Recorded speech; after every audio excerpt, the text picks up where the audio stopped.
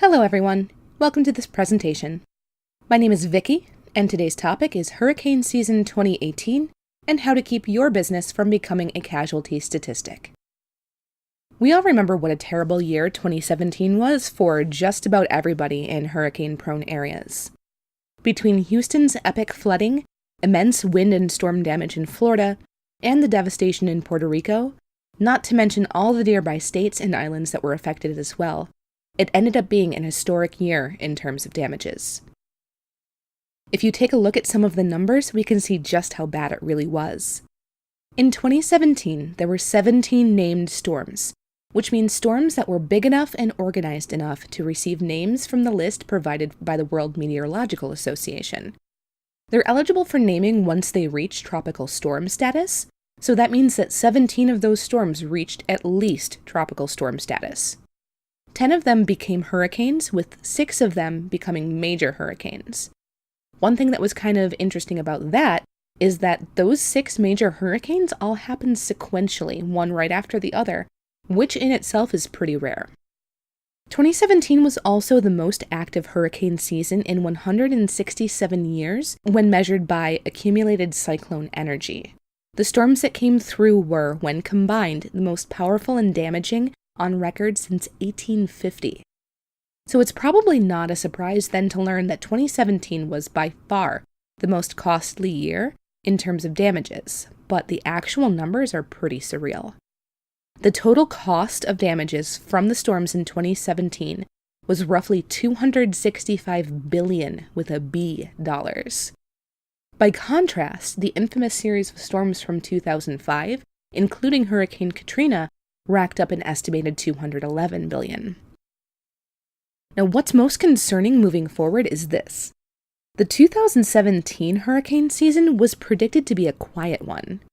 The changes came because of a late-season warming of the waters in the Atlantic, which was unexpected, and that's what triggered the powerful storms that caused all that damage. Now, of course, we all know that weather prediction isn't a perfect science because it's all based on observing patterns and statistics and then making educated guesses. But the reason I mention all of this is because 2018 is actually predicted to be normal to above normal in terms of storm numbers and their intensity. To put some things into context, an average hurricane season has 12 named storms, with 3 of them becoming major hurricanes. Major just means Category 3 hurricane or stronger. The top weather centers are predicting 10 to 16 named storms for 2018. With 1 to 4 of them becoming hurricanes rated Category 3 or higher. The official hurricane season runs from June 1st through the end of September, with its peak often hitting in early September, but it can continue into October and November if the waters in the Atlantic remain warm enough and the wind shear remains low. Now, having said that, if you've been paying attention at all to weather news, you've probably heard that we already have our first named storm of the season, which is Alberto, and Alberto earned his name well before the June 1st official start of hurricane season. So the hurricane season is a guideline, but by no means a hard and fast rule. So what does that mean for your business? It means you need to make sure that you're prepared now instead of waiting for a hurricane watch or warning to be issued for your area. After all the devastation that we saw with the storms last year, I can confidently say there is no such thing as being too prepared. These significant storms are unfortunately a part of life living along the Atlantic seaboard or the Gulf Coast, and it is in the best interest of your business to make sure that you have a preparedness plan well before you actually need to put that plan into action. So here's what you absolutely must do to ensure that your business can survive a hurricane. First, you want to make sure that you have automatic backups running for all of your data and all of your systems. This, of course, includes customer data, but you can't forget your employee information, such as payroll, insurance, and emergency contacts. You also don't want to neglect your general business information, like contacts for your vendors, suppliers, utilities, and all of your legal files. If these files are only in a filing cabinet somewhere in your office, they are vulnerable to loss. Think of it this way. Imagine you are moving your business. Think of every single thing that you would need to have if you are moving your physical location. In the event that you and your staff are displaced by a hurricane, particularly if you have to evacuate, you need to be able to access that information remotely. Backing up your customer data is, of course, very important, but don't neglect to remember everything else it takes to keep your business operational on a day-to-day basis. Then, once you have your backups, you need to make sure there are redundancies in place. If you're only storing backups on site and you lose access to your facility, or if there's a total loss of the physical structure, those on-site backups aren't going to do you any good. On the other hand, if you only have cloud backups, but you're in an area where you don't have stable access to the internet, or if you even don't have power, there's not much you can do with cloud backups either. Redundancy keeps you running in all but the very worst of situations. Then you have to make sure that the backups, wherever you have them, are being created often enough that you can continue on without any data loss, and that those backups are quickly deployable. You should also consider a failover system if you haven't already, especially if customers are reliant upon your business to not have any downtime. A good failover system will prevent that downtime and also minimize data loss. Some of you might be thinking that this is all a little much, that the odds of something catastrophic happening are so low that it isn't worth the investment, or that maybe your business could survive being inoperable for a few days. Maybe you think your business is too small to need all of this, and that you can just keep things running yourself as long as you have a computer and an internet connection. Unfortunately, the reality of the situation is that there are people who watched last year's webinar on this topic who are no longer in business today because they underestimated the impact that even a day or two of downtime would have on their business, both financially and from a customer trust perspective. If you can't run your business remotely with confidence, the odds of it surviving a disaster that displaces you from your home and your office are unfortunately low. Do the math. If you are unable to service any of your clients for 2 days, what would the financial impact be? Take into consideration any terms in your contracts that require you to reimburse for downtime or failure to provide adequate service, then multiply it by your entire client base. Would that loss close your doors? What about once you add in insurance deductibles for damage, employee wages, and your normal bills that would still be due? Then consider that hard-hit areas can take weeks, months, or even longer to have repairs made. It took more than a week for the floodwaters to recede completely in Houston during Hurricane Harvey, and there are some places in Puerto Rico that still don't have power today. If your business can take that large of a financial hit, that's fantastic.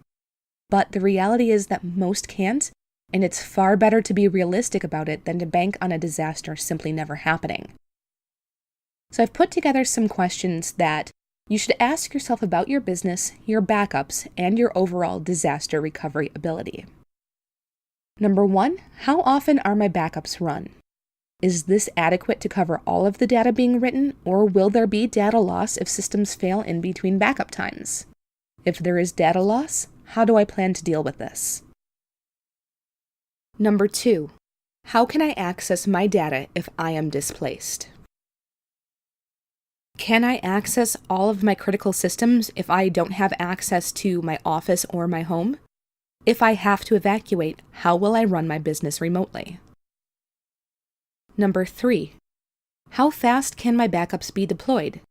Do I know how to deploy them, or do I know how to reach the person responsible for handling it in an emergency? Can they perform their job remotely if necessary? Number 4, how is my failover system triggered? Is it truly an automated failover which initiates the second my primary system goes down? Or is it a switchover that needs to be manually activated? If it needs manual activation, who handles that, and do they have remote access? Number 5, how are my staff equipped to function if they are displaced? Are staff members with critical roles able to do their job remotely? And if not, what is the contingency plan? Number 6, how will I communicate with the rest of my staff in an emergency where we must evacuate? What about my clients? What about my vendors? What about insurance personnel? What about my landlord? Do I have access to contact for all of these important people? And am I able to access that contact information wherever I am? The single best way to ensure that you have all of these questions covered is to develop a comprehensive strategy for how you will handle an emergency of this scale, and then practice with your staff. Make sure this includes your IT support, whether they are on-site or outsourced. Practice at least once in full, because in doing so, you'll almost certainly find scenarios that crop up that you wouldn't imagine until you're actually in the situation. It is a big undertaking for sure, but if the cost of not doing this is a total loss of your business, the benefits outweigh the cost tremendously. And if you have a fully tested, fully prepared plan in place, the ideal outcome is that your customers never know that there was an issue to begin with. That is the ultimate goal of all of this, to make your handling of a disaster look like it was a piece of cake to the people who have put their trust in you. One last point is that you must make sure that your systems, backups, and plans are active and up to date. If you have a plan that was written 2 years ago, it's probably out of date. If you employed a backup solution a year ago and haven't monitored or tested its performance or its upgrades, either it might be out of date or your understanding of the system might be.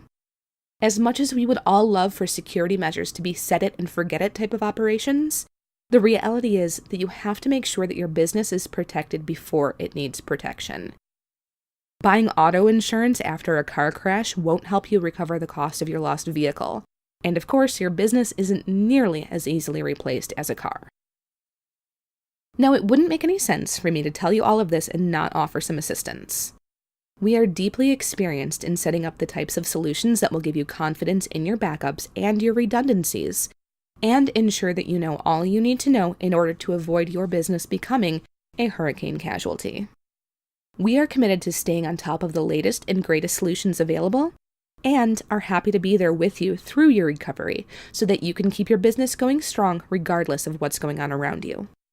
All you need to do is fill out the contact info at the bottom of this page, and we will get you your free hurricane preparedness checklist so you're all set to survive whatever Mother Nature tries to throw at you. That's all that we have for this presentation. Thank you so much again for joining me, and I wish you all a very pleasant day.